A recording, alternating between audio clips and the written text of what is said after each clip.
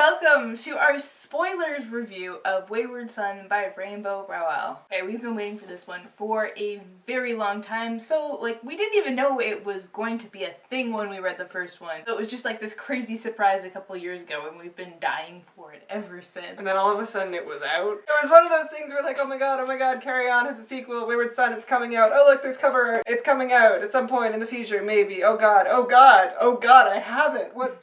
I guess I have to read it. Ooh, and of course, before we both reread Carry On, before we read Wayward Son, and it holds up.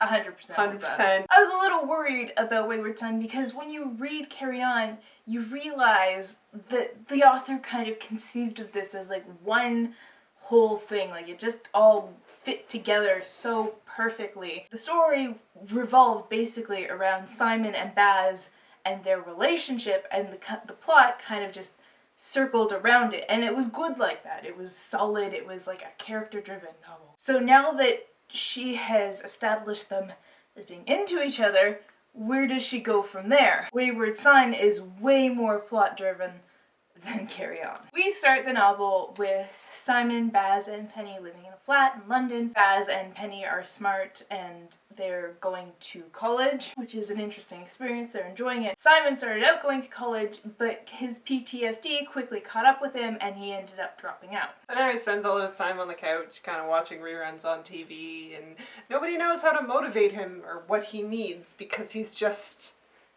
not really present in his own life at all, and Baz and Penny are just kind of hovering at the edges, being like, hey buddy, you want something from Starbucks? Because the last book really wrecked him. He accidentally killed his father figure / actual father, but he still doesn't know that. He lost a close friend. He ended up giving himself wings and a tail, and then he went from being the most powerful magician in the world to being a normal. And also realizing that he himself was the cause of all of the issues in the magical community with the humdrum and creating these no magic spaces. He was the issue all along. And he was fighting himself for all that time, and only to realize that, just imagine that level of just trauma. His reaction to everything makes so much sense, but it's really hard to watch. Hard to watch Baz watching it too.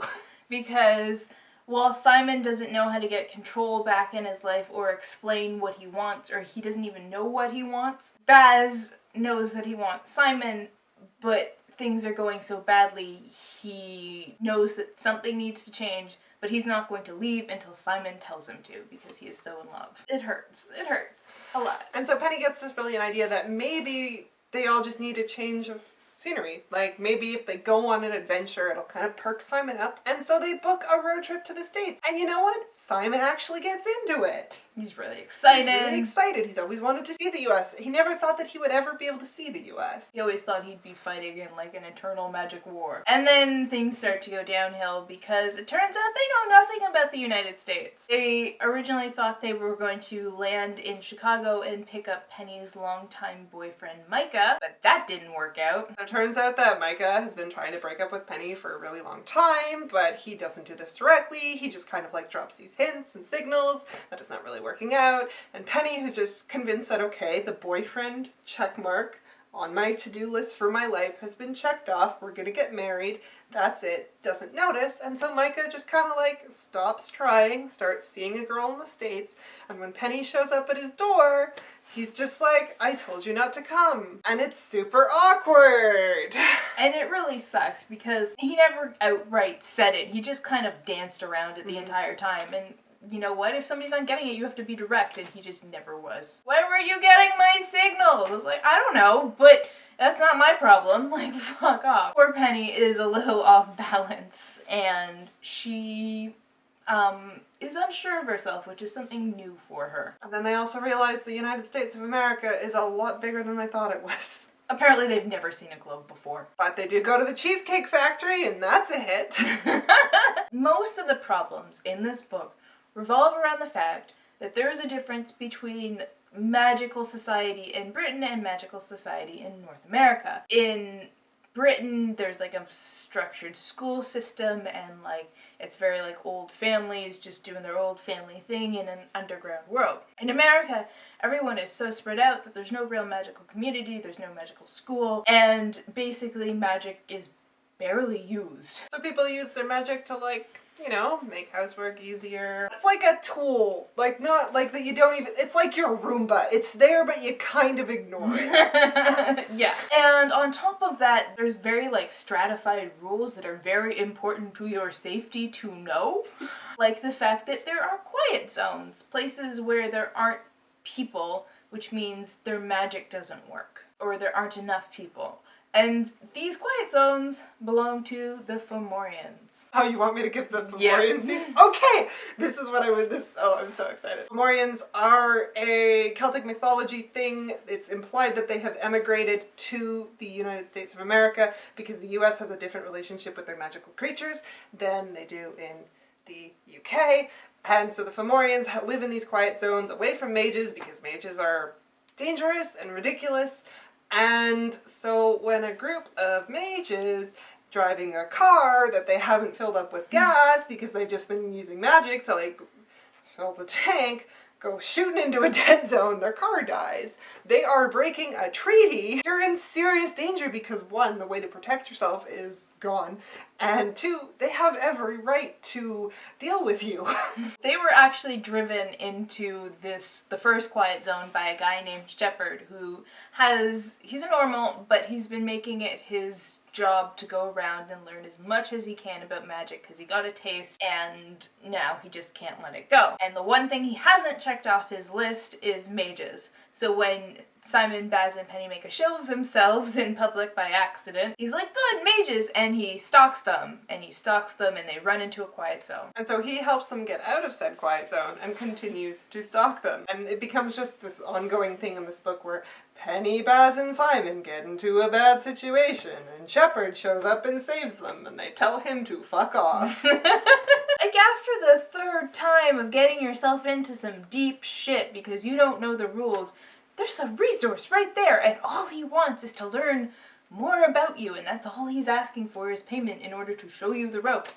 So why don't you take it? And they just refuse. Meanwhile, while all this is going on, Agatha is living her best life out in California. She's built a new life for herself away from the magical community, and she's happy, and she's made this new friend, but her new friend started dating this guy, and this guy is part of this weird kind of like, I would call it a new religious movement, kind of like Silicon Valley, you know, be your best self, like that kind of thing. They consider, like, eating healthy, like eating vegan, like you're leveling up. You're you're gonna be the best version of yourself, you know, like, reach next level. Agatha kind of goes along with it a bit because her friend's into it, and they're supposed to be going to the equivalent of Burning Man this upcoming week, but her friend gets them tickets to, like, the big retreat for this new religious movement, and she like really wants to go, and so Agatha's like, fine. I mean, I've just been spending the last 2 weeks like sewing all my cool costumes for Burning Man, but okay, fine, we'll go to this thing. Great, it's gonna be so much fun. We're gonna have a great time. Eating vegan. Eating vegan and going to seminars, but leveling up, and oh, did I tell you they're vampires? It turns out that some high-level Silicon Valley people have figured out that vampires exist, got someone to turn them, have turned all their friends, and they're like, yes, we deserve this. Eternal life is our reward for being such amazing pinnacles of evolution. And so, like, this group includes, like, fundraisers, like, you know, the best of the best, and top scientists, like, you know, the cream of the crop, the best humanity has to offer. And they realize that vampirism, okay, it's a step up on the evolutionary chain, but you know what would be even better? Magic! If we could do magic.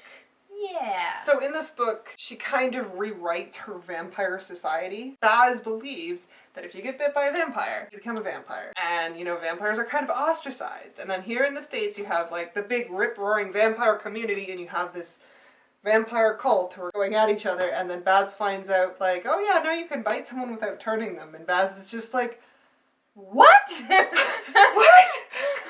Why did nobody tell me? You mean there's more than just, like, ripping out vampires' fangs? Like, what's going on? Like, what the... Because the one other vampire that you meet in the first one, he's had his fangs pulled because he used to be a wizard. They took his wand, they broke it. But, like, he's still living. And then there's a whole underground community, too, of vampires that are still living. So if there hasn't been, like, a vampire outbreak, they have to be eating something. They're not all chewing on cows. So, like, Yeah, what did Baz they think? as a vegetarian is seen as the abnormality. But it just doesn't flow with what we knew before. Our group of friends realize that Agatha has been kidnapped. She left her wand behind. She left her wand behind, so they're like, well, I guess this is something that we're familiar with. Gotta go rescue Agatha. So our friends and Shepard go on to find them. They find out that it's a vampire cult, so they're like, okay, we gotta go to Vegas because that's where all the vampires, like, that's the big vampire town, and we'll get help there. And to get help, they need to go to this vampire party, and so they send Baz in, and Baz meets this vampire named Lamb, and they kind of hit it off, and Simon peeks out of his thing, like, this guy is hitting on my boyfriend. Like, all of a sudden, it's like, he's my boyfriend. Which is fine. Like, Simon was not interested in Baz, and then he turned around, but, like, he's just like, oh shit, there could be problems. You mean there are other options?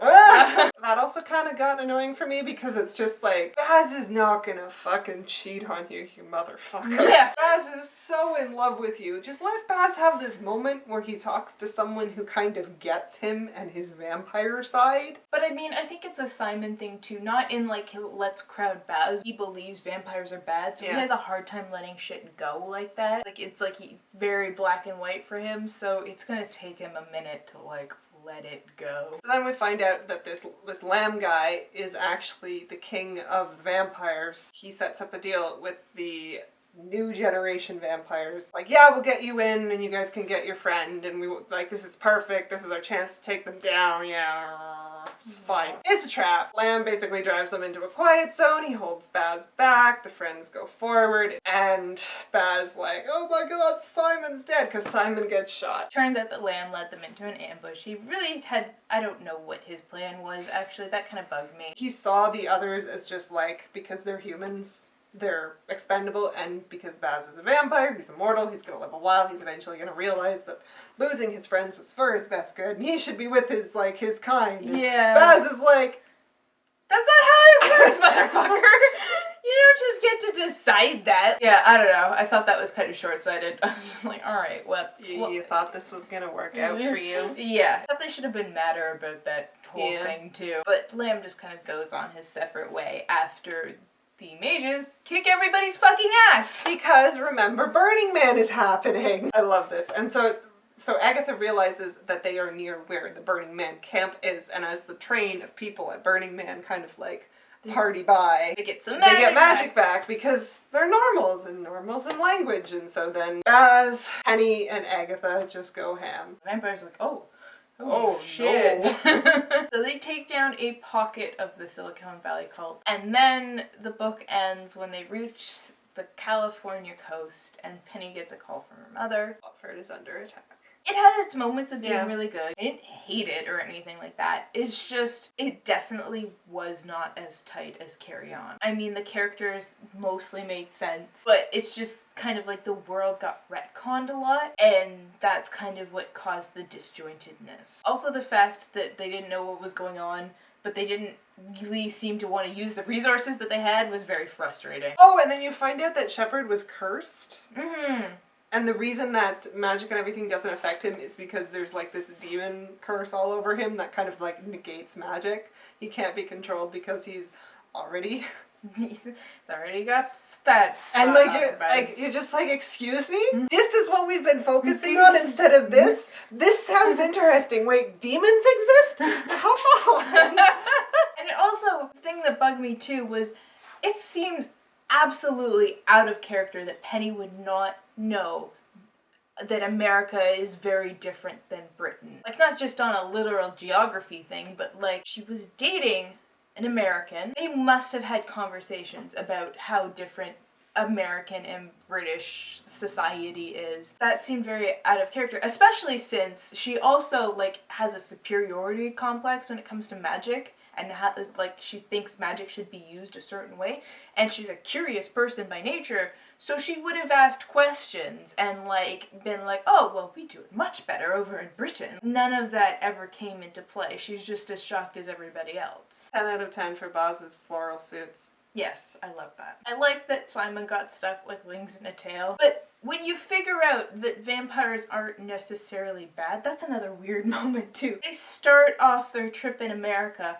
slaughtering a group of vampires because they're about to like chow down on some humans. That's fine if, you know, they're gonna turn them into vampires, but I don't think they were. They just attacked them out of nowhere and killed them. I enjoyed the book. I'm interested to see where it goes. Oh yeah. I'm definitely gonna read the last one. Go in it with your expectations like middle ground. So, have you read Wayward Son? What were your thoughts? What did you like? What did you not like? Which one of Baz's suits was your favorite? I'm a fan of the one he wore to the party. Tell us about that in the comments below. Bye!